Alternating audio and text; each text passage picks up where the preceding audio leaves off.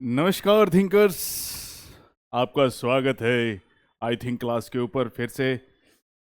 चलो चोरापंथी छोड़ते हैं। आज फिर से आपके लिए एक नई वैकेंसी का नोटिफिकेशन लेके आया हूँ। सामने तो जॉब लगवा के छोड़ दूंगा और बाकी यहीं देखी जाएगी। ठीक है, ये भी एसएससी के द्वारा नोटिफिकेशन है। सीपीओ का सीएपीएफ वगैरह के अंदर वैकेंसीज निकली हैं, तो एक बार उन पे थोड़ी नज़र डालेंगे। सबसे पहले जो डेट्स है सबमिशन के लिए वो 26/9/25 से, यानी कल से स्टार्ट हो चुकी हैं और 16/10/2025 को इसकी लास्ट डेट है। ठीक है, और इसके बाद जो ऑनलाइन जो फ़ी की पेमेंट की डेट है वो है 17 तारीख 10वां महीना, यानी इससे अगला महीना 23 आवर्स, मतलब शाम के 11 बजे तक। लेकिन यहाँ तक वेट मत करना, मैं आपको पहले भी बोल चुका हूँ, बेरोजगारी का बड़ा तगड़ा आलम है, तो लोग टूट टूट के पड़ेंगे। तो इससे पहले कि साइट ध्वस्त हो उससे पहले ही आप फॉर्म अप्लाई कर देना। ठीक है, इसके बाद शेड्यूल जो है सीबीटी का जो कंप्यूटर बेस्ड टेस्ट है या एग्जामिनेशन है वो अराउंड नवंबर दिसंबर में बोला जा रहा है। इससे पहले मैंने आपको कांस्टेबल की भर्ती के लिए भी नोटिफिकेशन दिया था, उसका भी अराउंड दिसंबर 2025 या जनवरी 2026 में ही बोला जा रहा है। ठीक है, उसके बाद अगर नीचे चलें तो इनकी जो लेवल है, पे लेवल दे रखा है ग्रेड पे, वही है। सब इंस्पेक्टर जो सीएपीएफ के अंदर है वो लेवल 6 के अंदर है, और सब इंस्पेक्टर जो दिल्ली पुलिस के अंदर है वो भी लेवल 6 के अंदर है। यानी 35,400 से स्टार्ट होके 1,12,400 तक के बीच में वेरी करता है, प्लस जो इंसेंटिव्स वगैरह जुड़ के जो है पे स्केल बढ़ जाता है, इन एंड सैलरी बढ़ जाती है। ठीक है, ये आपको सबको पता ही होगा, पहले तैयारी कर लो पढ़ने की। ठीक है, इसके बाद बात करें तो टेंटेटिव जो वैकेंसीज निकली हैं अभी अभी के लिए, जो न्यूज़ है वो दिल्ली पुलिस में अनरिजर्व्ड कैटेगरी के अंदर 50 हैं। ठीक है, उसमें से उससे अलग 27 ओबीसी की है, एससी की 15 है, तो टोटल करके 114 वैकेंसी हैं। ठीक है, एक्स सर्विसमैन की टोटल 8 वैकेंसी हैं, जिसके अंदर 4 यूआर की हैं अनरिजर्व्ड की, 2 ओबीसी की, एक एससी एसटी की है। ईडब्ल्यूएस की इसके अंदर कोई वैकेंसी नहीं है। और एक्स सर्विसमैन जो स्पेशल कैटेगरी के है, ठीक है, उसके अंदर 6 वैकेंसी है और 10% रिजर्वेशन फॉर डिपार्टमेंटल कैंडिडेट। जैसा कि मैंने आपको पहले नोटिफिकेशंस के अंदर भी बता रखा है, डिपार्टमेंटल कैंडिडेट्स मतलब जो भी कोई बैंड के अंदर है या फिर कोई डिस्पैच वगैरह काम करता है, कोई डॉक्यूमेंट्स वगैरह डिस्पैच करने का काम करता है।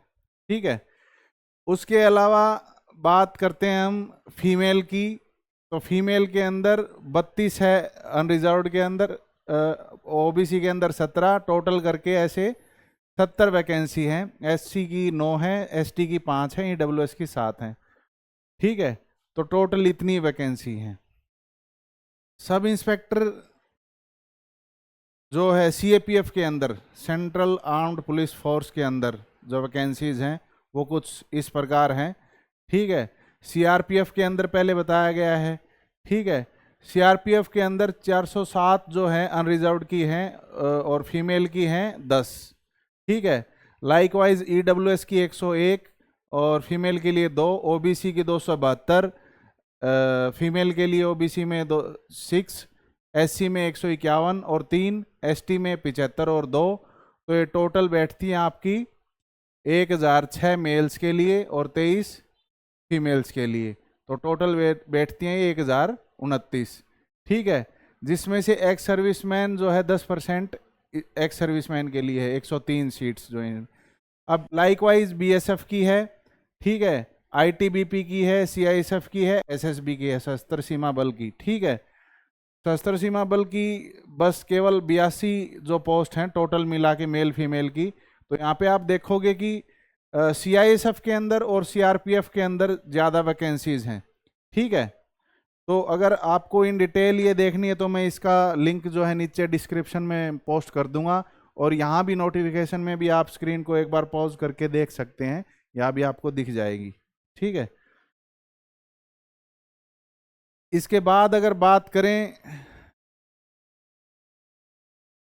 जो रिजर्वेशन पे बात चल रही है यहाँ, reservation for schedule caste, schedule tribe और अदर बैकवर्ड क्लास या ईडब्ल्यूएस के लिए जो है, candidate for all the categories of post और service wherever applicable and admissible would be as determined as and communicated by the CAPF और ministry of home affairs.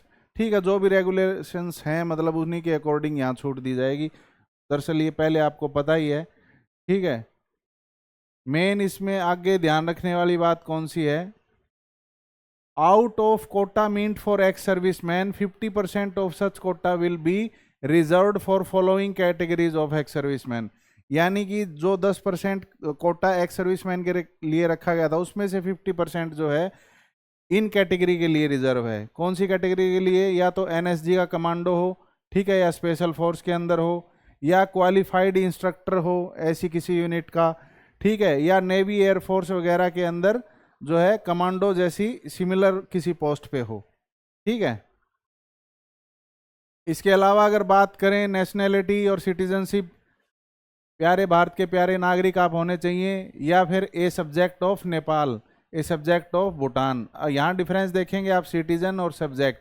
ये दरअसल subject उसको बोला जाता है कि ये पूरा फ्रीडम नहीं होता है, इनको कुछ लायबिलिटीज भी होती हैं इनकी। ठीक है, तो इनको सिटीजन्स नहीं बोल सकते, एक तरीके के रेजिडेंट्स होते हैं जिनके ऊपर कुछ रिस्ट्रिक्शंस भी होती हैं, इसलिए यहाँ सब्जेक्ट का यूज कर लिया है। ठीक है, इसके अलावा एज लिमिट क्या है, एज लिमिट 20 साल से मिनिमम 20 साल मैक्सिमम 25 साल है। यानी आपका जन्म जो है 2 तारीख 8वां महीना 2000 से पहले नहीं हुआ होना चाहिए, और 1 तारीख 8वां महीना 2005 के बाद आपका जन्म नहीं होना चाहिए। इन दोनों के बीच में आपकी डेट ऑफ बर्थ होनी चाहिए भाई। ठीक है, इसके बाद जो रिलैक्सेशन है एज के अंदर, वो SC/ST के लिए 5 साल, OBC के लिए 3 साल, एक्स सर्विसमैन के लिए 3 साल, वो जो मिलिट्री सर्विसेज के साल काट के और फिर वो देंगे। ठीक है, 3 साल। और जो दिल्ली पुलिस के अंदर जो छूट दी गई, जो विडो या डाइवोर्स वुमेन है उनको मैक्सिमम 35 साल तक की एज के लिए छूट है उनकी। ठीक है, अगर कोई विडो या डाइवोर्स्ड SC/ST है तो +5 और हो जाएंगे, यानी 40 साल तक छूट है, वो अप्लाई कर सकते हैं। ठीक है,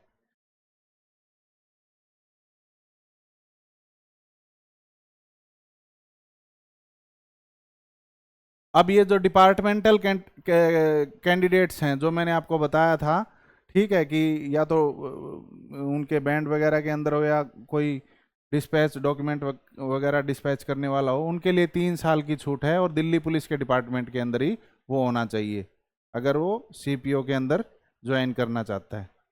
ठीक है, अगर वो OBC में है तो 33 साल तक, और SC/ST में है तो 35 साल तक, डिपार्टमेंट वाला। ठीक है, इसके बाद ध्यान रखने योग्य बात क्या है, एक्स सर्विसमैन की जो एक्सप्लेनेशन यहाँ पे दी हुई है कि जो बंदा अप्लाई कर रहा है जॉब के लिए उसी को रिलैक्सेशन मिलेगी, ना कि जो उसके डिपेंडेंट है, मतलब जो सन या डॉटर को ये छूट नहीं मिलेगी भाई। ठीक है,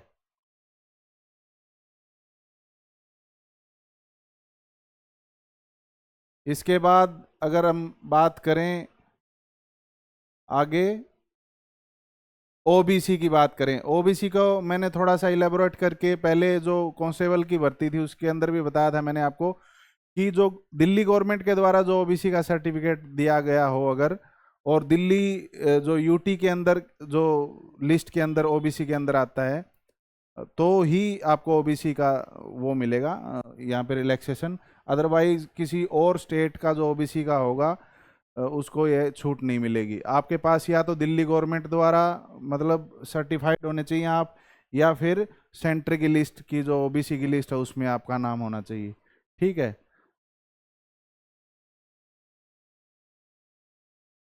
इसके बाद बात करते हैं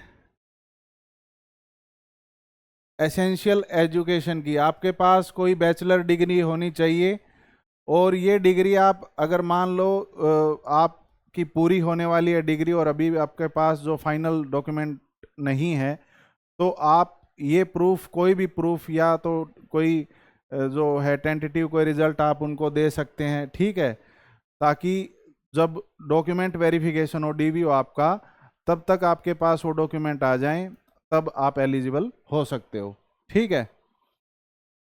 इसके बाद अगर बात करें, आप ये यहाँ पे थोड़ा सा फिजिकल एंड्योरेंस टेस्ट वगैरह के बारे में बताया हुआ है, सच कुछ इसकी एलिजिबिलिटी मैं आपको बता दूंगा। हाँ, जो दिल्ली पुलिस के अंदर अप्लाई कर रहे हैं जो मेल कैंडिडेट, उनके पास बाइक और कार का लाइट मोटर व्हीकल लाइसेंस होना चाहिए भाई, ठीक है, ये मैंडेटरी है, ठीक है। और the male candidate who do not have a valid driving licence are eligible for the post of sub inspector in CAPF only. अगर किसी के पास लाइसेंस नहीं है तो वो सिर्फ सब इंस्पेक्टर की पोस्ट पे सीएपीएफ के लिए अप्लाई होंगे, ठीक है। और हाउ टू अप्लाई सिंपली आप, अगर आपने पहले रजिस्ट्रेशन कर रखा है तो वेल एंड गुड है, आप रजिस्ट्रेशन नंबर के साथ लॉगिन करके अपनी डिटेल फिलअप कीजिए और ईडोजियर से आपके डॉक्यूमेंट जो है रिट्रीव कर लिए जाएंगे और आप जो है पोस्ट पे अप्लाई कर दीजिए।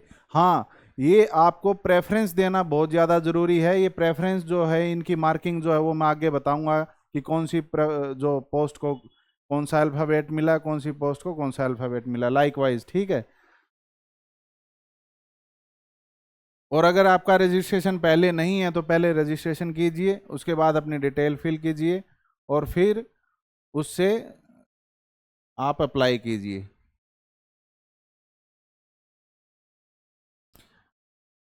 अगर आपको फर्दर कोई ऐसी मतलब दिक्कतों से बचना है कि आपकी फ़ोटो ठीक नहीं है, उसकी वजह से आपका फॉर्म रिजेक्ट हो गया, ऐसा कुछ, तो आपका जो आधार जो ऑथेंटिकेशन है, जो वेरिफिकेशन है, वो ज़रूर करें फॉर्म अप्लाई करते टाइम। उसमें कुछ नहीं होता, आधार नंबर भरना, उस पर ओटीपी आ जाएगा, वो वेरीफाई हो जाएगा। तो आप एटलीस्ट इन दिक्कतों, इन इश्यूज़ की वजह से आपका फॉर्म रिजेक्ट नहीं होगा कि आपकी फ़ोटो अच्छी नहीं है या फिर फ़ोटो ठीक नहीं है, ठीक है।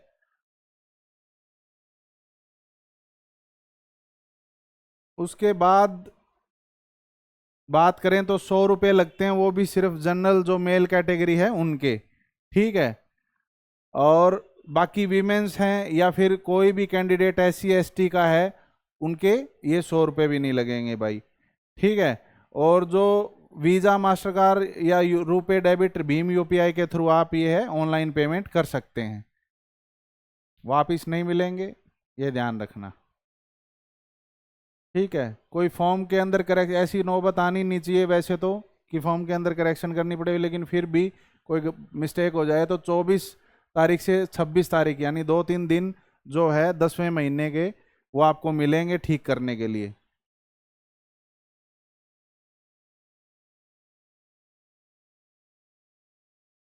उन्हीं को करेक्शन करने का मौका दिया जाएगा जिनका एप्लीकेशन फॉर्म जो है फुल्ली सबमिट हो गया होगा, मतलब पेमेंट भी हो गई और पूरा अप्लाई भी कर दिया होगा किसी ने, ठीक है।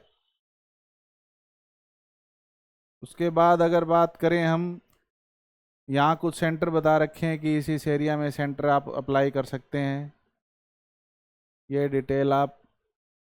अब स्कीम क्या है एग्जामिनेशन की, यहाँ पे दरअसल जो है examination will consist of paper 1 होगा आपका, फिर फिजिकल स्टैंडर्ड टेस्ट होगा और उसके बाद पेपर 2 होगा भाई, ठीक है, और उसके बाद मेडिकल एग्जामिनेशन होगा।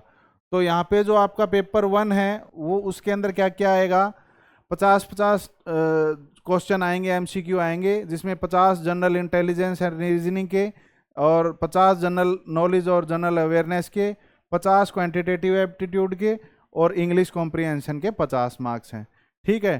टाइम ड्यूरेशन इसकी 2 घंटे रहेगी। और ये सेक्शनल आपको वहाँ पे जैसे कंप्यूटर पे आप बैठोगे तो ये सेक्शनल आपको अटेम्प्ट करने, मतलब पहले सेक्शन के लिए आपको 30 मिनट दिए जाएंगे, 30 मिनट हर सेक्शन के, उसके बाद ऑटोमेटिकली अगला सेक्शन जो है स्विच हो जाएगा, आप करो अटेम्प्ट बेशक ना करो, ठीक है। 30 ही मिनट मिलेंगे, तो स्पीड इसमें थोड़ा सा अपना ध्यान रखना, स्पीड का भी। ठीक है। पेपर 2 आपका जो है, जो आपका पीईटी होने के बाद और होगा जो, वो होगा इंग्लिश लैंग्वेज का और कॉम्प्रिहेंशन का, जो कि नंबर ऑफ क्वेश्चन इसमें 200 होंगे और 200 मार्क्स का होगा। ठीक है। इसमें नेगेटिव मार्किंग है 1/4 की। हर गलत आंसर के ऊपर आपके 0.25 मार्क्स काट लिए जाएंगे।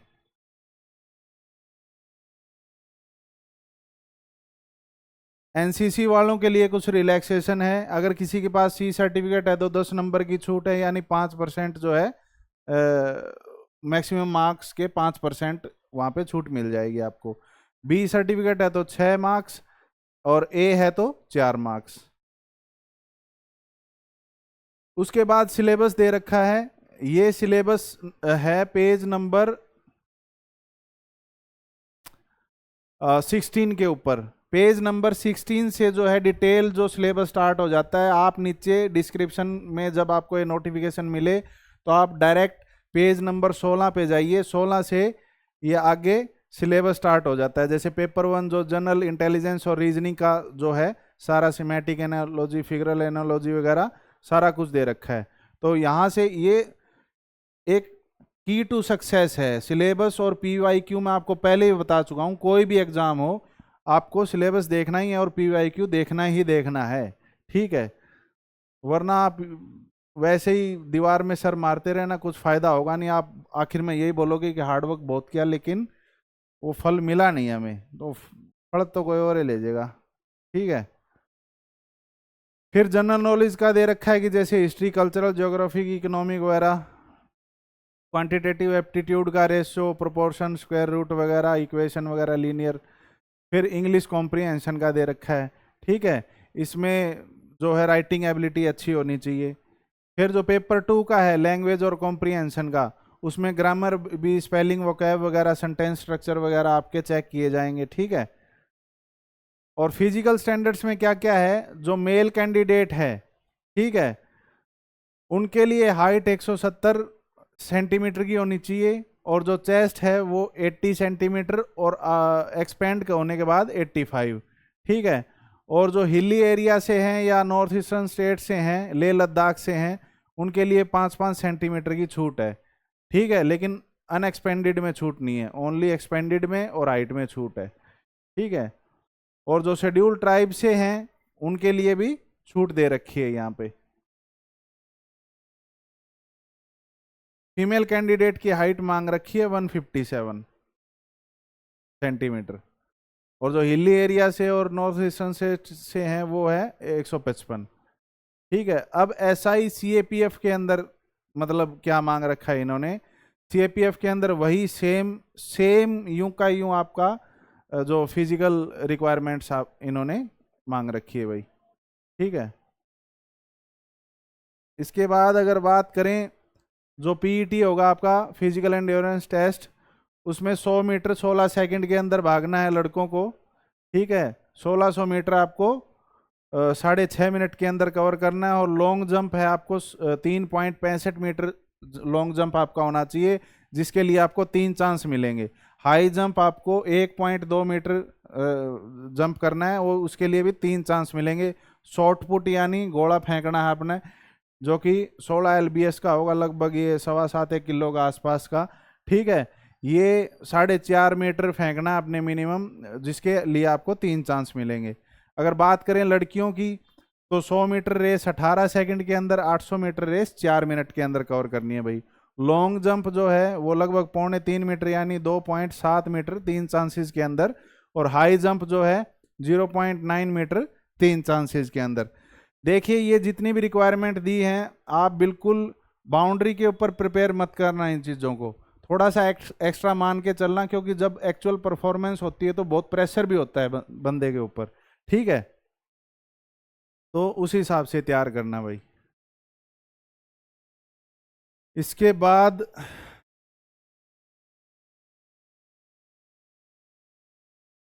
मेडिकल स्टैंडर्ड है आपके, आंखें आपकी ठीक होनी चाहिए। ठीक है। जो है बैटर आई है तो 6/6, और ज़्यादा से ज़्यादा कितनी खराब हो सकती है कि 6/9। ठीक है, अगर राइटी हो तो राइटी वाली ठीक होनी चाहिए, लेफ्टी हो तो लेफ्टी वाली, क्योंकि निशाना निशाना लगाते हैं थोड़ी दिक्कत नहीं आनी चाहिए। ठीक है, और कलर विजन वगैरह आपका बिल्कुल ठीक होना चाहिए। उसके बाद आपकी ट्रेनिंग के अंदर ये चीज़ें करवाई जाएगी, वो तो कोई दिक्कत वाली बात नहीं है, एक बार ट्रेनिंग में तो एंट्री करो।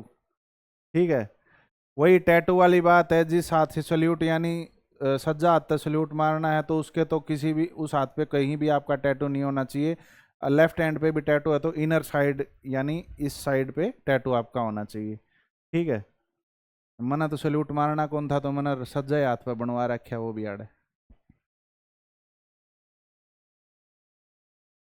लोकेशन जो है वो मैंने आपको बता दी।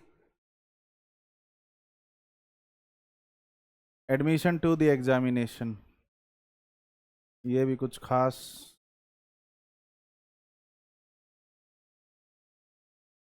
आपके पास आईडी वगैरह ये सारी होनी चाहिए, सारी कैरी करके चलना है, किसी चीज़ के लिए मना कर सकते हैं, कुछ भरोसा नहीं है। पैन कार्ड वगैरह, ड्राइविंग लाइसेंस वगैरह, एटलीस्ट 2 फोटो आईडी जो आपका डेट ऑफ बर्थ कैरी करती हूँ उनको तो साथ में रखना ही।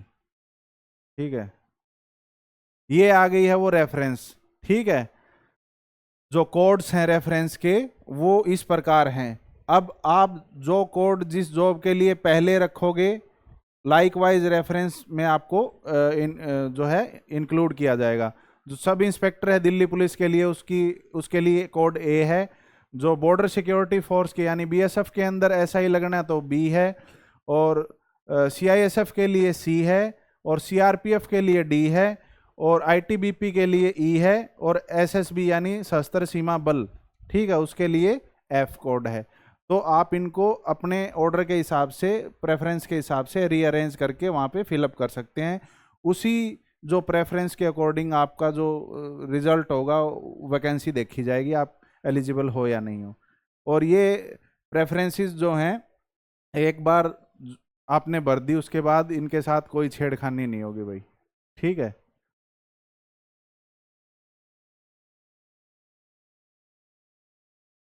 डॉक्यूमेंट वेरिफिकेशन, डॉक्यूमेंट अपने सारे तैयार रखना। और जो ओबीसी वगैरह ईडब्ल्यूएस के जो सर्टिफिकेट हैं, इन्होंने स्पेशल लिख रखा है कि जो रिसेंटली यानी इस साल का जो पीछे का है 2025-24 में बना हुआ ही आपका सर्टिफिकेट होना चाहिए भाई, कहीं 4-5 साल पुराना ले जो। ठीक है, और जो मिनिमम क्वालिफाइंग मार्क्स हैं आपके पेपर 1 और 2 में, अनरिजर्व्ड के लिए 30% है, ओबीसी ईडब्ल्यूएस के लिए 25, और बाकी की जो कैटेगरीज हैं उनके लिए 20% है भाई।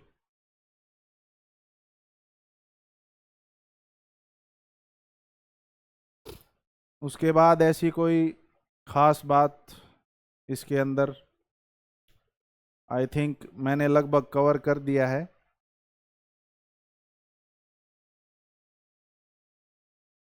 हाई केस वगैरह ये आगे की बातें हैं। ठीक है,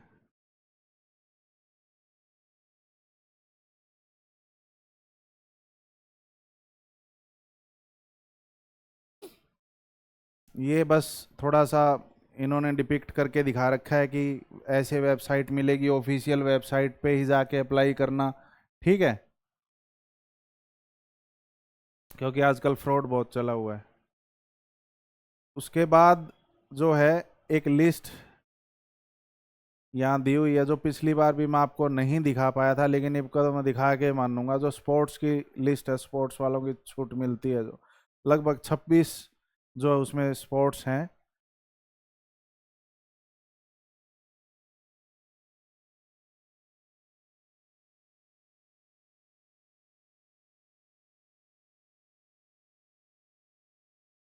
ये रहा, इसमें आर्चरी है, एथलेटिक्स है, बैडमिंटन, बास्केटबॉल, बॉडी बिल्डिंग भी शामिल है। पहले वाले में उसमें नहीं था आई थिंक। ठीक है, और boxing, climbing, cross country, football, Greco, gymnastics हैं, handball, hockey, judo, kabaddi, karate, rafting, shooting, swimming, table tennis, volleyball, water sports, weight lifting, wrestling, wushu, और अदर्स गेम, अदर गेम्स, इसमें सारे आ लिए। ठीक है, बस आपका थोड़ा सा एक प्रोमिसिंग गेम हो, जो रिकॉग्नाइज्ड गेम हो, वेल रिकॉग्नाइज्ड गेम हो, वर्ल्ड लेवल पे भी, आपके नेशनल लेवल पे भी, तो कंसीडर कर लेते हैं। ठीक है, ये थी वैकेंसीज, और ज़्यादा लेट ना करते हुए आज ही अप्लाई करें। ठीक है, क्योंकि एसएससी तारी बाट देखने लग रही है, हमारा हाथ में लिए कि भाई कद आओगे हमारे सीपीओ सीआईएसएफ के सारे के एसआई। ठीक है, वे बेचारे बाट देखें तो एडी ठाठा, तो जा लो फार्म भर लो और थोड़े थोड़े नौकरी लाग जाओ। थैंक यू वेरी मच, फिर मिलेंगे किसी और वीडियो में किसी अच्छी खबर के साथ। थैंक यू वेरी मच, बने रहे आई थिंक क्लास के साथ।